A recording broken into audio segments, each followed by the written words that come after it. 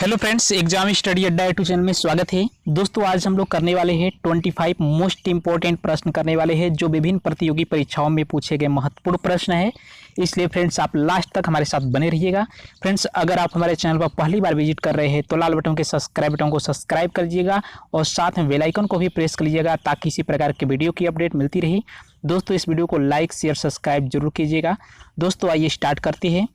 पहला प्रश्न है, गुप्त वंश का संस्थापक कौन था? तो दोस्तों, गुप्त वंश का संस्थापक कौन माना जाता है? तो दोस्तों, गुप्त वंश का जो संस्थापक था श्री गुप्त को माना जाता है। ऑप्शन नंबर सी इसका करेक्ट आंसर हो जाएगा।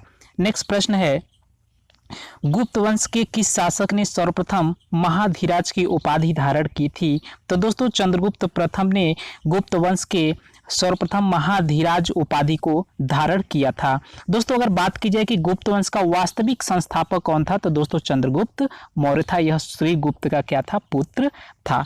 नेक्स्ट प्रश्न की तरफ चलते हैं। नेक्स्ट प्रश्न है, गुप्त शासक के दौरान निम्नलिखित में ऐसा व्यक्ति कौन था जो एक महान खगोल विज्ञानी और गणितज्ञ दोनों था? तो दोस्तों, जो आर्यभट्ट नामक वैज्ञानिक था जो एक महान खगोल विज्ञानी होने के साथ साथ एक गणितज्ञ भी था जो गुप्त काल से संबंधित है।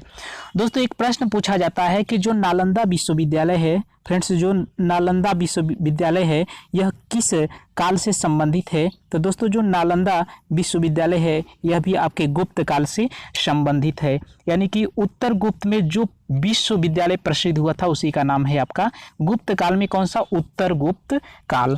नेक्स्ट प्रश्न की तरफ चलते हैं। नेक्स्ट प्रश्न है, गुप्त शासकों की सरकारी अथवा दरबारी भाषा क्या हुआ करती थी? तो दोस्तों, संस्कृत गुप्त शासकों की सरकारी और दरबारी भाषा हुआ करती थी। ऑप्शन नंबर डी इसका करेक्ट आंसर हो जाएगा।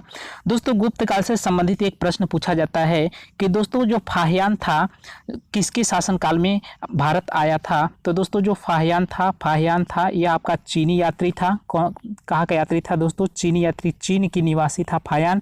यह आपके चंद्रगुप्त द्वितीय के शासनकाल में आया था।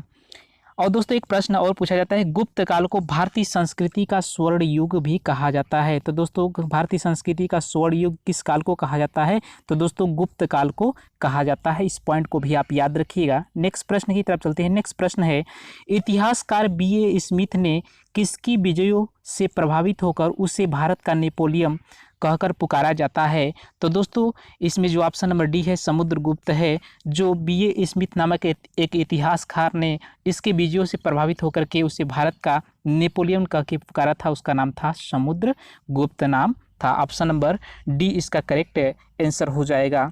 नेक्स्ट प्रश्न की तरफ चलते हैं। नेक्स्ट प्रश्न है, गुप्त वंश का हुआ राजा कौन था जिसने हुड़ों को भारत पर आक्रमण करने से रोका था? तो दोस्तों, वह जो राजा हुआ करता था वह स्कंद गुप्त था। जो गुप्त वंश के राजा था जिन्होंने हुड़ों पर आक्रमण करने से रोका था उसका नाम था स्कंद गुप्त था। ऑप्शन नंबर सी इसका करेक्ट आंसर हो जाएगा। दोस्तों, अगर बात की जाए जो सेतुबंध रचनाकार प्रवरसेन द्वितीय को किस वंश को माना जाता है? दोस्तों, जो सेतुबंध की रचनाकार किए थे, सेतुबंध की जो रचनाकार किए थे जिसका नाम है दोस्तों प्रवरसेन द्वितीय, जिसका नाम है प्रवरसेन द्वितीय, इसे किस वंश के राजा माना जाता है? तो दोस्तों, वाकाटक वंश के राजा माना जाता है। प्रश्न पूछा गया है, इसको भी ध्यान दीजिएगा। नेक्स्ट प्रश्न है, गुप्त वंश किस लिए प्रसिद्ध था? तो दोस्तों, जो गुप्त वंश था कला एवं स्थापत्य के लिए प्रसिद्ध था। ऑप्शन नंबर ए इसका करेक्ट आंसर हो जाएगा। दोस्तों, अगर बात की जाए कि गुप्त वंश का सर्वाधिक प्रसिद्ध देवता का क्या नाम है? तो दोस्तों, गुप्त वंश का सर्वाधिक प्रसिद्ध देवता का नाम था विष्णु था, यानी कि गुप्त काल के लोग, गुप्त वंश के लोग किसकी आराधना पूजा करते थे? भगवान विष्णु की पूजा खूब किया करते थे। नेक्स्ट प्रश्न की तरफ चलते हैं। नेक्स्ट प्रश्न है, अजंता कलाकृतियाँ किससे संबंधित है? तो दोस्तों, जो अजंता कलाकृतियाँ है यह गुप्त काल से संबंधित है। यह भी वेरी मोस्ट इंपॉर्टेंट प्रश्न है, बहुत बार एग्जाम में पूछा जा चुका है। दोस्तों, एक प्रश्न और पूछा जाता है कि समुद्रगुप्त गुप्तकालीन शासक को कविराज की संज्ञा दी गई है, इसको भी आप याद रखिएगा। नेक्स्ट प्रश्न है, कुछ विद्वानों के अनुसार कवि कालिदास किसके राज्य कवि थे? तो दोस्तों, जो कालिदास थे वह चंद्रगुप्त द्वितीय से विक्रमादित्य के नाम से जाना जाता है, उसके राज कवि के रूप में जाने जाते हैं। और दोस्तों, अभिज्ञान शाकुंतलम ये कालिदास के महत्वपूर्ण कृतियाँ थी, आप इसको भी याद रखिएगा।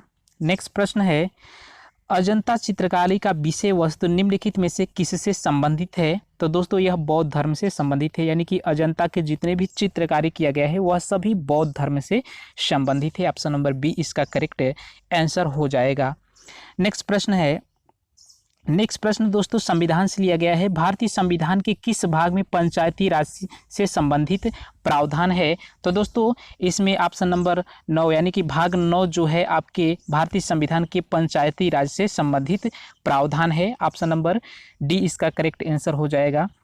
दोस्तों अगर बात की जाए पंचायती राज व्यवस्था, भारतीय संविधान के किस अनुच्छेद में पंचायती राज व्यवस्था का वर्णन किया गया है? तो दोस्तों आर्टिकल 243 में पंचायती राज व्यवस्था का वर्णन किया गया है। 243 से क से ड़ तक का जो अनुच्छेद है यह आपके पंचायती राज व्यवस्था से संबंधित है।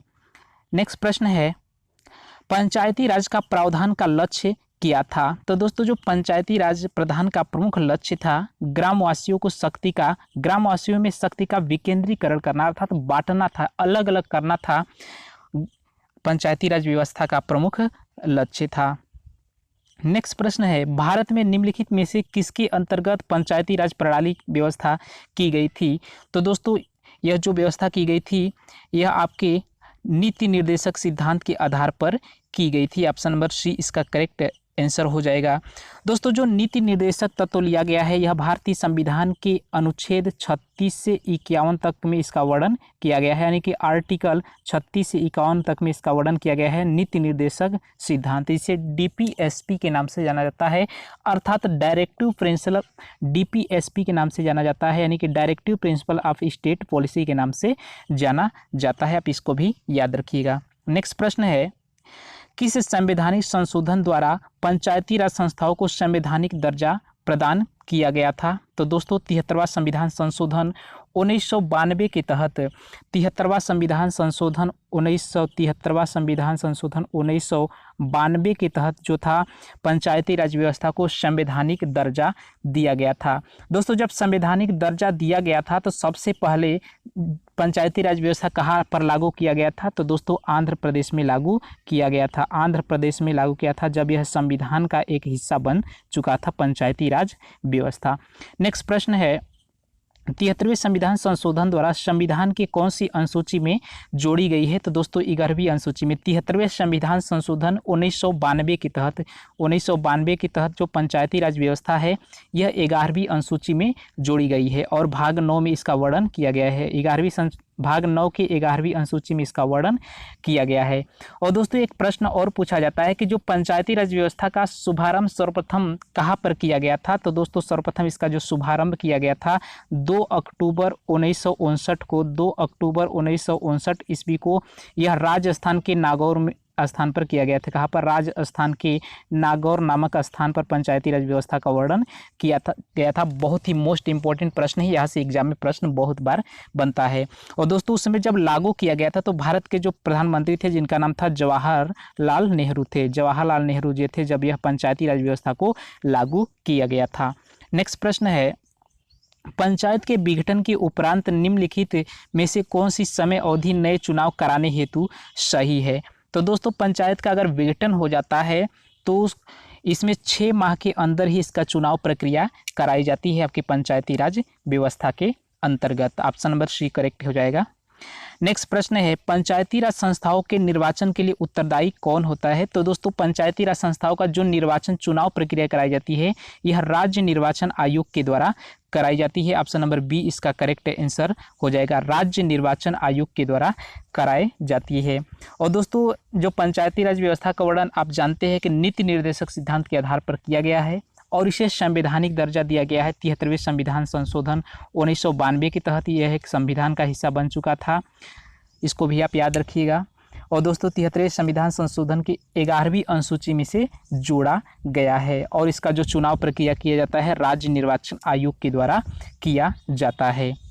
एक प्रश्न और पूछा जाता है दोस्तों कि पंचायती राज अधिनियम कब लागू किया गया था? तो दोस्तों पंचायती राज जो अधिनियम लागू किया गया था 25 अप्रैल 1993 ईस्वी को पंचायती राज अधिनियम को लागू किया गया था।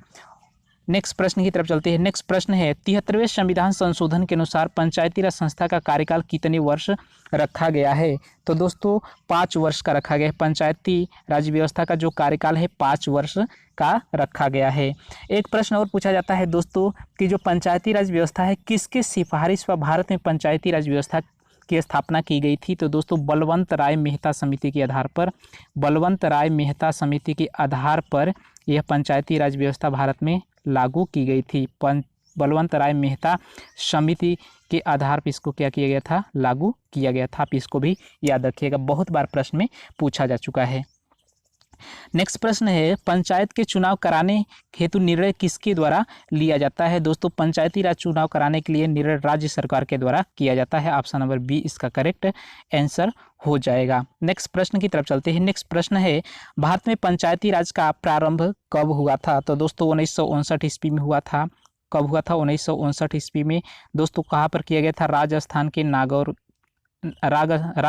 नागौर स्थान पर किया गया था। राजस्थान के नागौर में किया गया था। कब? 2 अक्टूबर 1959 ईस्वी में, यानी कि 2 अक्टूबर 1959 ईस्वी में किया गया था। उस समय भारत के प्रधानमंत्री जवाहरलाल नेहरू जी थे। नेक्स्ट प्रश्न है पंचायत राज सर्वप्रथम प्रवर्तित किया गया? दोस्तों पंचायती राज को सर्वप्रथम प्रवर्तित कहाँ पर किया गया था? तो दोस्तों राजस्थान के नागौर जिले में किया गया था 2 अक्टूबर 1959 ईस्वी में। नेक्स्ट प्रश्न है राजस्थानी ग्रामीण भाषा के रूप में पंचायती राज प्रणाली सर्वप्रथम क्रमानुसार अपनाई गई थी? तो दोस्तों यह क्रमानुसार सबसे पहले आंध्र प्रदेश में अपनाई गई थी, फिर इसके बाद आपका पश्चिम बंगाल के द्वारा अपनाई गई थी। यानी कि सर्वप्रथम जो यहाँ पर ऑप्शन नंबर डी इसका करेक्ट आंसर हो जाएगा। दोस्तों सर्वप्रथम राजस्थान में अपनाई गई थी और इसके बाद आंध्र प्रदेश में, यानी कि राजस्थान के नागौर जिले में अपनाई गई थी। और जब यह संविधान का हिस्सा हो गया तो आंध्र प्रदेश में इसको अपनाया गया था, यानी कि ऑप्शन नंबर डी इसका करेक्ट आंसर हो जाएगा। नेक्स्ट प्रश्न है 2 अक्टूबर 1959 को भारत में पंचायती राज का शुभारंभ कहाँ पर किया गया था? तो दोस्तों नागौर राजस्थान में किया गया था। उस समय भारत के प्रधानमंत्री जवाहरलाल नेहरू जी थे। नेक्स्ट प्रश्न है भारतीय संविधान के अंतर्गत कितने प्रकार के आपातकाल होता है? तो दोस्तों 3 प्रकार का आपातकाल होता है, जैसा कि आपको पता होगा। कौन कौन होता है? राष्ट्रीय आपातकाल, राष्ट्रपति शासन और वित्तीय आपातकाल। 3 प्रकार के आपातकाल की व्यवस्था किया गया है। दोस्तों आर्टिकल 352 के तहत राष्ट्रीय आपातकाल की व्यवस्था की गई है। राष्ट्रीय आपातकाल का व्यवस्था किया गया है। दोस्तों जो राष्ट्रीय आपातकाल लगता है यह युद्ध हो गया, बाह्य आक्रमण और सशस्त्र विद्रोह के कारण आर्टिकल 352 के तहत राष्ट्रीय आपातकाल की घोषणा की जाती है। दोस्तों भारत का राष्ट्रपति किस प्रकार के आपातकाल की घोषणा कर सकता है? तो दोस्तों राष्ट्रीय आपातकाल की भी घोषणा कर सकता है, राज्य संवैधानिक आपातकाल की घोषणा कर सकता है, वित्तीय आपातकाल की घोषणा कर सकता है, यानी कि इनमें सही ऑप्शन नंबर डी इसका करेक्ट आंसर हो जाएगा। दोस्तों राष्ट्रीय जो आपातकाल की घोषणा करता है आर्टिकल 352 के तहत करता है, आर्टिकल 352 के तहत किया जाता है। और राज्य संवैधानिक आपातकाल की व्यवस्था करता है आर्टिकल 356 के तहत करता है। और वित्तीय आपातकाल की व्यवस्था 360 के अंतर्गत करता है। बहुत ही मोस्ट इंपॉर्टेंट प्रश्न है, यहाँ से एग्जाम में प्रश्न बहुत बार बनता है, तो दोस्तों इसको भी याद रखिएगा। दोस्तों आज के वीडियो में बस इतना ही। अगर यह वीडियो आपको पसंद आई हो तो इस वीडियो को लाइक कर दीजिएगा और साथ में फ्रेंड्स इस वीडियो को शेयर भी कर दीजिएगा अपने दोस्तों के बीच। दोस्तों अगर आप चैनल पर पहली बार विजिट कर रहे हैं तो सब्सक्राइब बटन को सब्सक्राइब करके बेल आइकन को प्रेस कर दीजिए ताकि इसी प्रकार के वीडियो की अपडेट आप तक सबसे पहले पहुँच सके। दोस्तों फिर मिलेंगे नेक्स्ट वीडियो में, तब तक के लिए धन्यवाद। Thank you.